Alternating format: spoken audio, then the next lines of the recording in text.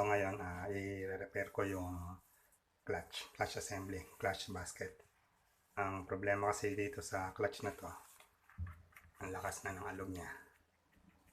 So tatanggalin ko yung mga rivets para palitan yung damper. So ito yung kit para dun sa damper na bili ko.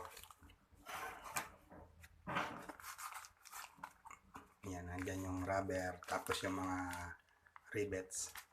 Although, 3 rivets lang yung kailangan ko. Yung kit na to para sa DT125. Pero malakas ang kutob ko na pareho sila nitong clutch basket ng DT175. Yan, lakas ng kalog.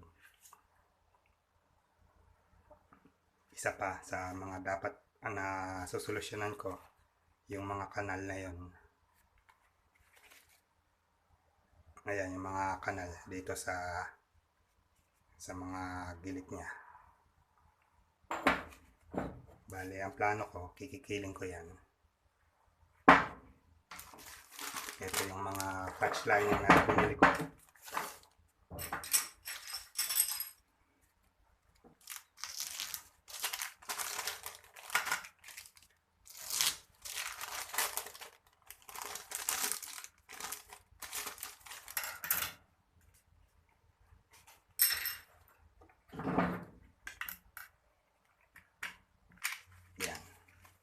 So, anong nangyari? Nakita nyo.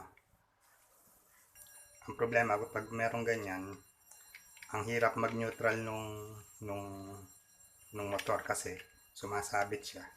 Sumasabit siya dun sa mga butas na yun. So, wala pa akong pampalit nitong clutch basket. So, gagawa ko muna yan ng paraan.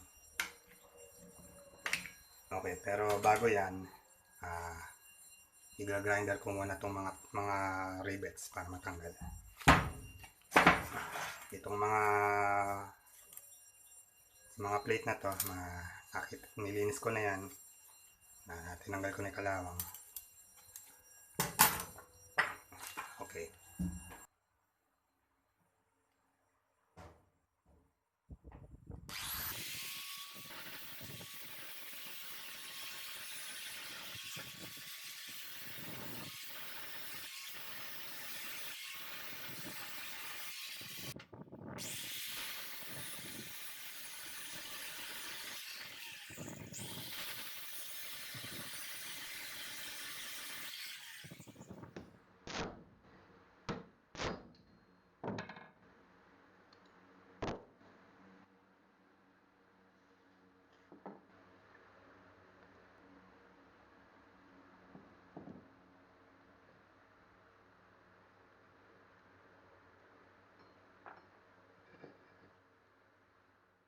Okay, so hindi ko matanggal yung rivet. So, ang nangyari, binutas ko. Yan po.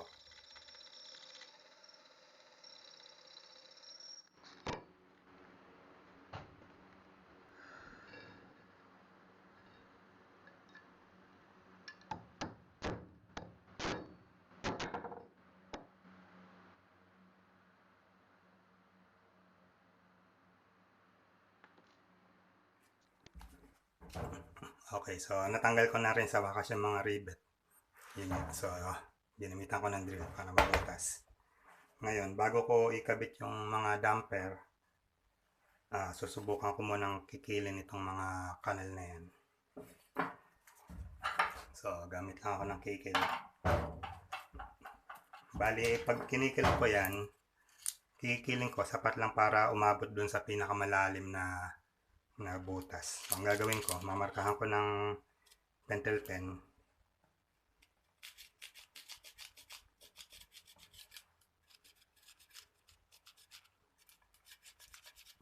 Yan.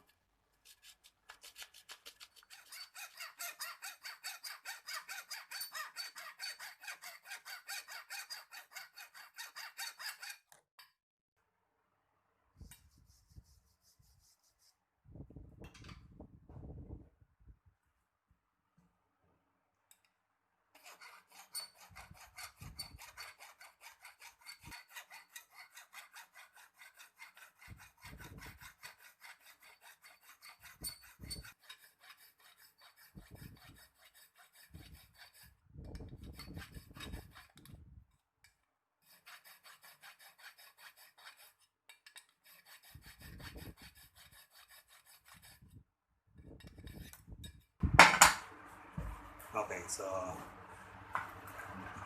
yan na po yung kinalabasan niya. So ito yung bago ko pinikit. Kitang-kita natin yung malalalim na kanal. So ang ginawa ko, pinikil ko lang hanggang maging makinis. So nilagyan ko yan ng pula na marker para malaman ko kung kailan ako titigil. Para hindi naman sobra-sobra yung mabawas dito sa aluminum. So itutuloy ko lang yan sa natitira pang itong mga ganito. Tapos assemble ko na yung clutch.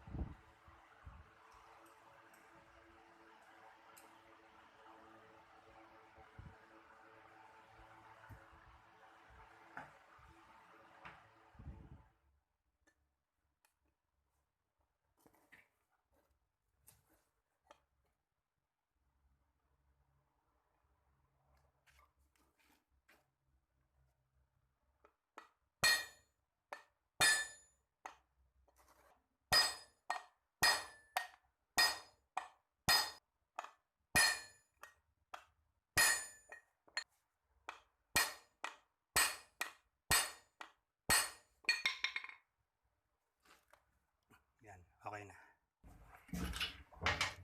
Okay, so nakabit ko na lahat ng rivets.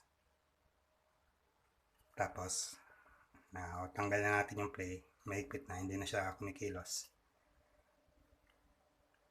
Yan po, napitpit ko na yung mga rivets. Tapos, nakinis ko na rin lahat nitong mga gilid na yan. Wala na yung mga kanal.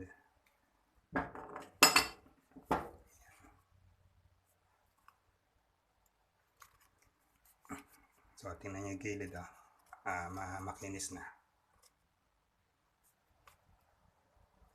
So, yung DT175, 7 yung friction plate, yung clutch lining. Okay, so, ready na to para dun sa aking overhaul, engine assembly.